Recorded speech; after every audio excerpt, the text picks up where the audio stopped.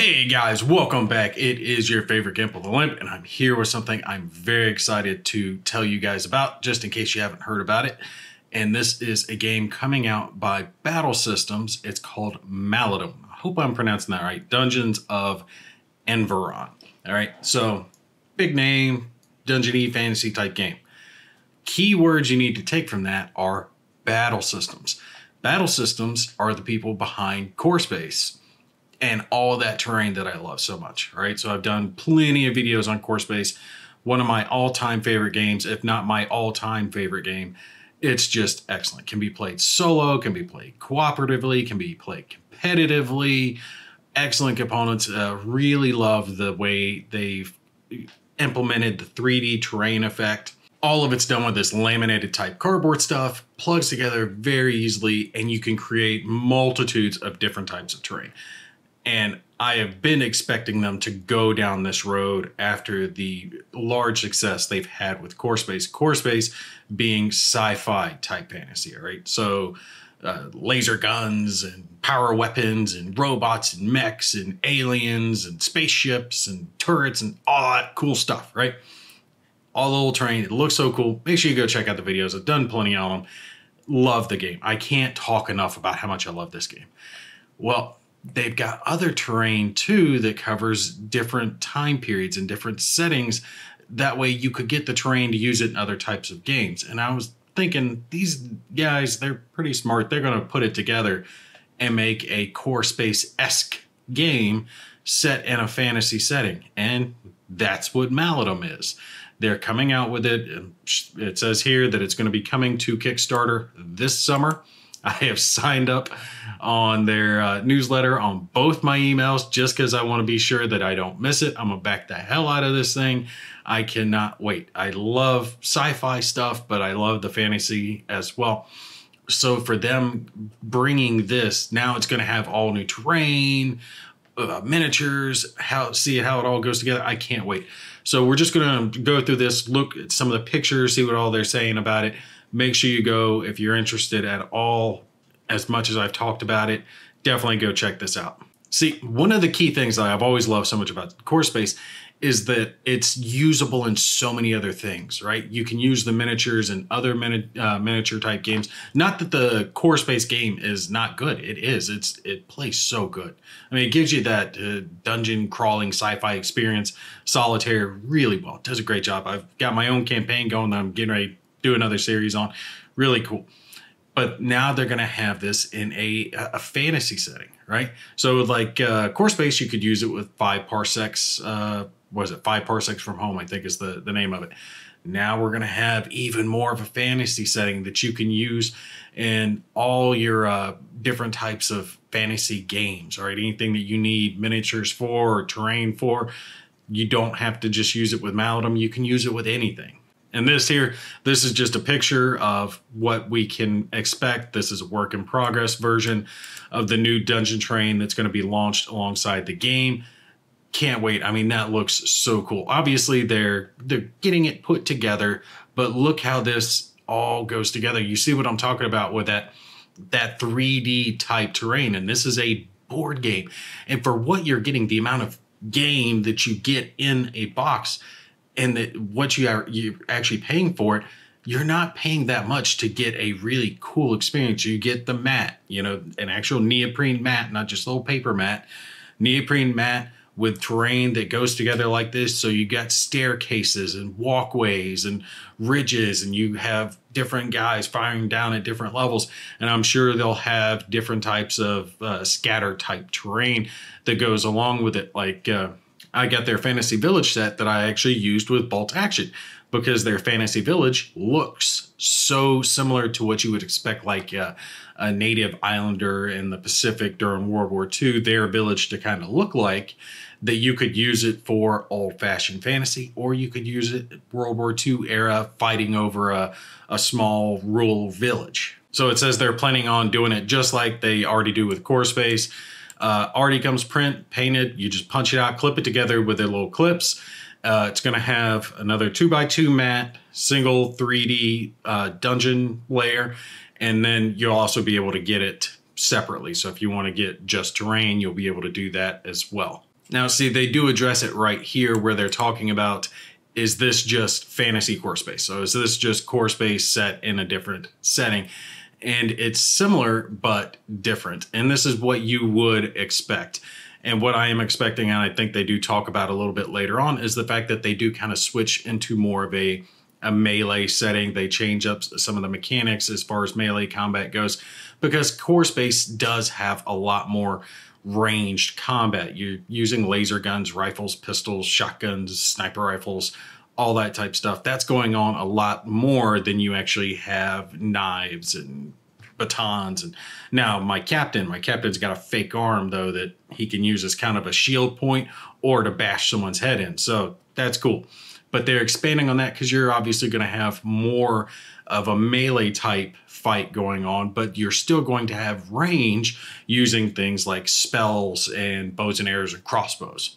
Oh, and they even said that there's going to be some type of flintlock, early musket, gunpowder type weaponry as well. So you see here, just in case you haven't seen any of core space, this is an example of what a game looks like of core space in play. And you can just see how gorgeous the game looks. The map with all the terrain built up, clipped together, it gives you a real just deep experience, because it's one thing to look down on a player board and you just see the map, but to actually have the map expand up and have terrain pieces that you can interact with, like consoles and chess, tables, and all that cool stuff. I'll get little med bays and stasis pods, have all of that you actually get to have your guys ducking behind for cover or shooting over. It really changes the experience with that versus having just a flat token. And just in case, they do have some links here in case you don't know about core space and you are interested from seeing me talk about it here so much, because yes, it is one of my favorite games. I am a fanboy, wholeheartedly admit it. But there are two versions of it. It's the original Core Space and then Core Space Firstborn, which was the most recent Kickstarter they did on it. Either set's a good one to go with. You get a lot of content with either. Definitely check them out, see if you're interested. Okay, so here they're talking about what's new, what they're trying to change in the gameplay. Obviously, like I was talking about earlier, it's focused more towards melee, less emphasis on shooting, which, again, that's to be expected. New weapon abilities have been added to keep combat tactical, compensating for tactical aspects of ranged combat, such as cover. And most weapons use a series of standardized special rules in different combinations, so there's less to remember. A series of status effects have been built into the core rules, representing common effects that weapons or spells can apply to your characters. Now, this is something that's already in core space, because you can have like poison or knockdown or fire. So the status effects and the rules for that already exist. They just have to be reimagined for a different setting. Now, this is something that I'm interested to see how they handle this. It says magic has been integrated throughout the game, because range combat is less prevalent, obvious. But one of the things in core space in both versions, you have ammo pegs that you keep on your little player board. So as you're going along and you're taking shots at the enemy, unlike most games, you can't just take them willy-nilly. You have to kind of check your shots and make sure you've got some ammo that you can reload with. Because once you're out of those ammo pegs, unless you've got a spare magazine or an ammo box that you can spend from your inventory, you can't fire anymore. So you might have to fall back on that combat knife. Well, they're getting rid of the ammo pegs, and instead those are getting replaced as magic pegs. So what I anticipate them doing is having still the health pegs, because it's all kept track of with little pegs on your player boards. You'll have health pegs, skill pegs, and then magic pegs, because the way it works now is health, skill, and ammo. So if they're just replacing ammo with magic, we'll have to see how that plays out. They're talking about that there is going to be multiple classes, which I would expect to see all the usual tropes, paladins and wizards and sorcerers and rangers and little sneaky guys with daggers, rogues. That's the one I'm trying to think of. They're also talking about that they want to have the unpredictability of the knowledge die that's in Firstborn with a magic die that comes into play whenever magic pegs are spent to boost or dampen your character's powers. And the knowledge die does so many things I can't even broach it multitude of different things are decided by that. And they have a selection of custom dies in the original core space that affect many things, up to including, does an alien burst out of a civilian and he's actually hiding, or what direction civilians move in as they're running away from the combat you got going on, because the little special dies have little arrows, so you can just roll that and you know what direction they're going to go on, because whatever direction the arrow is pointing is what direction they go. Now, this is something that I think is a good idea that they probably realize they kind of shoehorn themselves in a little bit, because in Core Space and Firstborn, so they have the enemies are the Purge in the Firstborn, robots and aliens. And it's getting replaced with what they're calling the adversary phase. Basically, there's a threat meter, and the more you shoot, the more you got other things going on, the more that threat is going to go up, and the more enemies are going to appear on the board, and the wilder they're going to get, stuff like that. But it was specifically designed with those enemies in mind. It has their little pictures right there on that little cardboard threat token. So you're kind of locked into those guys. I like the idea now that they're changing that up to an adversary phase, so it can work the same mechanically, that as you do more combat and you do more things, it's going to increase the threat, but now it's not shoehorned into a specific set of enemies. It's not shoehorned in specifically to the Purge, specifically to the Firstborn. They're talking about they're going to call these guys the Revenants in the Dungeons of Enveron, but instead of locking themselves into just those enemies, now they're going to have it be more generic. This is what I'm reading this to be. That way they can release more expansions later on and have a plethora of different enemies. Maybe a necromancer is going to pop up, or maybe the beast creatures, or whatever is going to come up. It will give them the ability to have more leeway with the enemies in the game. I like this idea as well. They're talking about how they've added NPC AI rules to the cards that spawn them. This will kind of tell what the NPCs are doing without having to look into the rule book, which I do agree with. Core Space and Firstborn can get a little fiddly. There's a lot of symbols that you have to keep track of, and a lot of times you will have to flip back to a reference sheet or something like, okay, what does this mean again? All right, roger that. And you move on. And that can take you out of the game a little bit. So they're trying to streamline this process. And I love to see this from a gaming company, because it means that they're learning from what they've done before. What worked really well, okay, we got that, and now let's expand upon that. What didn't work quite as good? Well, let's change that up a little bit and go in this direction. That, to me, shows a good company, because they just keep trying to improve and keep bettering themselves. Now, this is also interesting as well. Another change, because there's a whole spaceship mechanic, and that can go as deep or as light into the core space as you want to. Well, that's kind of getting replaced now with a market phase, and you're not having to worry about maintaining a spaceship and upgrading it and doing those things. Now you're having to decide, well, am I going to spend money so I can sleep in an inn or a tavern, or am I going to be crashing out in the woods and roughing it? We'll save the money, but now we're exposing ourselves to some elements. They're same thoughts mechanically, but they're adjusting it for the two different spectrums, two different games. Okay, and this is awesome. They're incorporating, they're obviously going to have character dashboards just like Core Space does, but they're changing it up so you can keep status effect tokens on the character boards themselves. That's going to make it easier. And a double-sized armor slot, because right now you've only got one little armor slot that you can wear. So you can wear more things. You can get more items. And I like that, because Core Space you've got one piece of armor you can put on. That's it. And a lot of times you're limited on that, because it might be class specific. It might be only for a robot or this character, whatever it is. You couldn't combine armor and a shield belt, so you can have a shield and armor. They're talking about here that they want to streamline things to make the gameplay even easier. It's such a deep game. There's so much that you can do with it, but I already thought Core Space was relatively streamlined. For as much as it has going on, it isn't hard to play by any means. There's not a whole lot of pages to the rulebook, but there's still a relatively deep game there.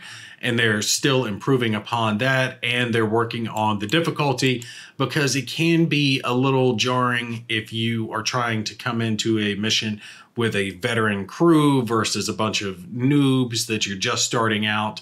What difficulty, what threat level, you know, how should you handle that? And you might have to house rule that a little bit. And that's the way I've always taken care of it. And obviously they've listened to that. The players critiquing that part, and they're making some changes to help fix that as well. I'm sorry, this just looks cool here. Another picture of what we can potentially expect. Don't take anything that I'm showing you now, obviously, as final. This is just from their website. But tell me that just does not look awesome. They got the little green poisoned well here. A couple of like skeleton looking monsters coming out after the heroes here. Looks like we've got one hero with, what is it, a sword or something. And mage looking hero over here fighting off some more bad guys. They've already got, I think, a good starting point. I mean, the mechanics are there. They really just need to get the components set up and tweak the rules, and they can hit the ground running. God, I can't wait for this game. This is talking about how they're looking into combat, like we talked about previously, the different types of weapons, and how they're going to have up to 5 different size of tokens. That's just awesome. They're looking into the number of dice that they roll, because one of the biggest stats for a weapon, besides its range in core space, was how many dice that it would roll. You would always have at least one. There's one blue die, and then you would add in red dice for any die after that. A basic weapon would use 1, decent weapon would use 2, and a good strong weapon would use 3, and overpowered weapons would use 4. This is a way to kind of generally think about it. It looks like they've been paying attention to that, and they're going to, you know, keep tweaking it as they go. And then we see here they're talking about the weapon abilities, that they'll be bludgeoning weapons, probably slashing weapons, poison, reach. So some weapons will be short like a dagger, or maybe you have a heavy broad sword or a heavy axe that you're going to wield that's going to give you a little bit farther reach. Maybe you'll be able to reach out a couple inches versus just 1 inch away from the character, or a couple of squares, just depending on how they go with it. That's another statistic that they're looking at. Sharp, whether or not it can cut through. Cumbersome weapons can be hard, so maybe that's going to restrict on certain characters. And we see here examples of different types of weapon tokens that we're going to be looking at. And they look amazing. We've got big heavy sword, heavy axe, bastard looking sword that just looks cooler than hell, man. See what I'm talking about? These big heavy ones have stats of like 3, 4, 3. This halberd has a 2. We've got some ranged weapons here. And if this is set up like core space, then these 3 numbers that you're looking at right here, if you guys can see where I'm pointing out on the screen, the 2, 2, and 1 for this crossbow, that's going to be your short, medium, and long ranges. And it's going to apply like that for any of your weapons. So it looks like we'll have crossbows and bows. I'm not entirely sure how they're going to handle magic. I'm really looking forward to. Oh, and look, we got a cute little pistol, man. Look at that. That's so cool. It's like a little blunderbuss. And it's got cross fingers. So my guess is that weapon can potentially explode in your hands. So you probably have some type of roll or something that you have to worry about, that you have to hope the weapon doesn't explode.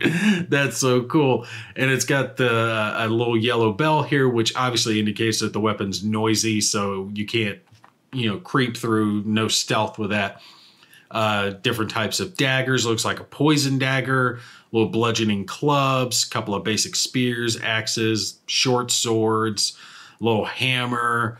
This stuff's already looking good. And I think these are maybe some small shields. Maybe you can do like a shield bash with them. And again, think of everything that you're seeing here is just basic maybes. This is their prototypes, but from what they've got going so far, it looks amazing. Okay, so this is awesome. They're changing the critical hit a little bit.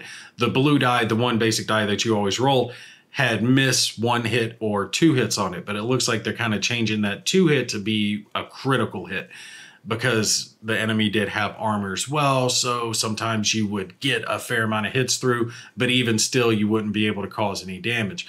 Well, now in this, your critical is going to be whether or not you're going to apply those special effects that we were just looking at, like wounding or poison, maybe a bleed. Maybe we're going Elden Ring with this, which would just be friggin' awesome. Here we're looking at some of the potential status effects for the game. We've got things like fatigued, so it can cause you to wear out, maybe miss your turn. You can get stunned, terrified if you've got a horrifying creature there around you. Obviously poison and wounded, like we had mentioned previously. And then, of course, burning, because who doesn't love burning effects in games like these? That looks awesome. And here's something a little different called Warded, which provides a magical save. So it's kind of like armor in core space. This gives you like a magical armor, or a blessed status that allows you to reroll dice, which would be huge. That's a huge benefit to be able to get your rerolls. And again, it points out the fact that you can slot these into your character dashboards now, which is just cooler than hell. And just to briefly touch on it, because again, I could talk about this game for all night. I love what they're going with here. Just briefly on the magic, they talk about casting spells. They'll have a range, healing, fireballs, illusions, telekinesis. Oh, that would be awesome. Have one guy pulls an enemy in, another guy hit him with a fireball, set him on fire. Oh, now this is interesting. You can choose how many pegs to spend, which will affect the power of the spell. So the more pegs you spend, the more powerful. You could use one peg to cast a little flame, or you can spend them all and hit them with a meteor shower, maybe. I don't know. We'll have to see how they go with it. But that is awesome. I like the fact that they're giving the player that choice of how much they're going to do, which means they're going to have some way to recharge your magic, maybe MP flask or ethers or whatever they're going to call them. They're going to have something so you can reload. And it's going to have PvP, so there's resisting spell stats. We're going to have magical items and equipment that are imbued with magical power. Can range from simple enchanted sword that gives bonus dice to your attacks, to boots that increase your speed, to a wand charged with the full force of a spell. That is awesome. Each can be channeled, allowing their users, Malador or not, which is Maladar, I think is the way to say that, their character in the game, to spend magic pegs to access the full abilities of the item. Magical armor. Special class of magic item armor can be channeled to create a magical force field around the character, applying the warded status. Cool, cool, cool. Love it. Proximate magic. My guess is that's going to be stuff that happens around the character. Yep. Yeah, it gives them strength or speed, toughness or agility. Vicarious magic, so affects other people and sentient creatures, manipulating their minds and bodies with the caster's will. It is the hardest to perform, as they must overcome the will of their target. So I'm assuming there must be some type of contested role, maybe. However, it can be incredibly powerful. Illusions conjured into the enemy's mind to distract them, while the more powerful spellcasters can boil the blood of their foes or even control them like puppets. And then, of course, elemental magic, which is going to be fire, earth, water, freezing, all that other good stuff. And then here we got another picture of what we can potentially be looking forward to in the future. And they have talked about the magic die. We talked about that a little bit previously. And here are some of the enemies we can potentially be fighting. It looks like they are kind of going with an undead theme here. Weird looking zombie, another weird looking zombie. It looks like this is a elemental zombie, and this one's kind of made out of bones and blades. Some little serpent creature, big golem, and then, of course, a necromancer. It says the Revenants are your adversaries in the Dungeons of Everon starter set.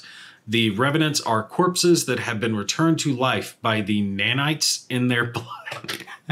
Okay, the Borg are bringing them back. That's cool. I love the Borg. Most Revenants have no will of their own and are entirely controlled by the Malagant, their creator in battle. Cool. Let's see. From left to right, we have a Lamenter, a Myria, a Hellfont, a Rot Troll, and a Malagant. So yeah, that's the necromancer looking guy. And potential for what one of the minis can look like. Obviously, we're going to have campaigns in the game as well. I mean, it's big in scenarios, campaigns, one-offs, really any way you want to play it. Here's some more tokens that we can see in the game. Looks like some helmets, some medallions, healing potions, maybe mana potions, and apple for health. Yeah, it looks like this is healing. This has got to be skills, and this, so yeah, purple is skill if it keeps some core space, which means this blue has to be magic. So that's a way to recoup your magical power. Not sure what this yellow one is going to be. And oh, fire arrows. That's what those are. That's cool. We got food, some type of little shield, a book maybe gives you spells, and then some gems, which I'm guessing is going to be kind of like currency, because that's what this looks like is coins. So my guess is the gems can be used as currency as well, because there is currency in core space to buy and sell weapons. And just to show you guys here real quick, this is what the dashboard is going to look like. We're looking at the character token, which as usual shows 2 slots now. This is where the yellow is for where armor would go. And some characters do have innate abilities that are lost if you replace it with an armor token. That shows these up here. Basically, it's leveling up as you, and these are all dry erase, so you can mark on them and keep track of your characters in between scenarios. That your health can go up, your skills, your magic power, your, I'm not sure what that stat is. I can't read it. I don't want to take a guess. I can't read it. Print's a little too small. And AP, I guess, is your action points, or yeah, that would have to be action points. But that can be leveled up as well. Shows the cost of the character if you're doing like a points-based game. And then different type of dashboards, which I'm assuming this will be for your characters, and then some potential enemies will have their own little dashboards, is what I'm guessing this is going to be. That just shows it's a work in progress. It doesn't say the difference between the two. I'm guessing this has to be an enemy, and the different types of tokens that you can go. This just shows an extra slot. So these will be a little bigger than the character dashboards we're used to currently. Yeah, and that slot up there above the inventory is where you're going to put what type of character you are. So warrior, what is that? Primarist, scavenger, druid. So warrior, mage, druid, rogue is what we're looking at. Yeah. Oh, I'm looking at these. I can guess what some of these spells are going to be. Stuff like healing, extra movement, maybe big hits. And then they talk a little bit more about the difficulty, and they go on talking a little bit more about the game. I'm going to go ahead and cut the video here at this point, though, because I've gone over so much of it as it is. But this is definitely one you want to keep track of if you are all into that dungeon diving type game, especially if you're into fantasy. If you didn't like core space or didn't get it because you don't like the sci-fi theme, hey, here you go. I'm telling you, I love the mechanics of core space. I think it's one of the better playing dungeon crawl type games that I've ever played. It does such a good job of just letting the game kind of unfold out in front of you. I had a blast.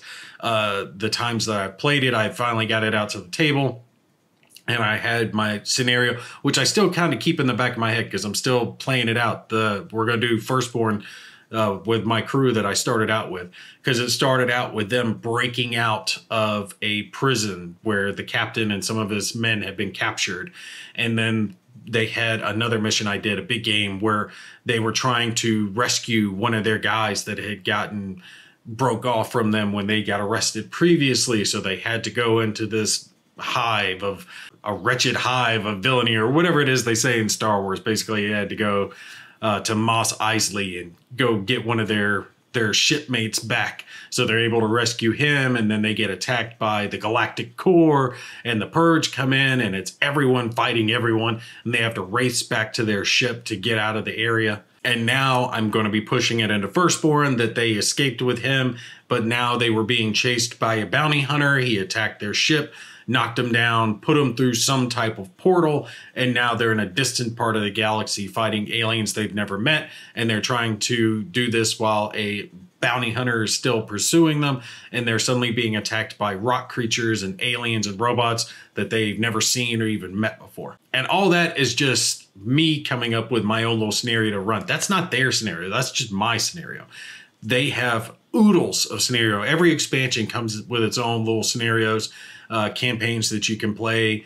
Every one of the expansions does. All right, so definitely check out Core Space if you haven't.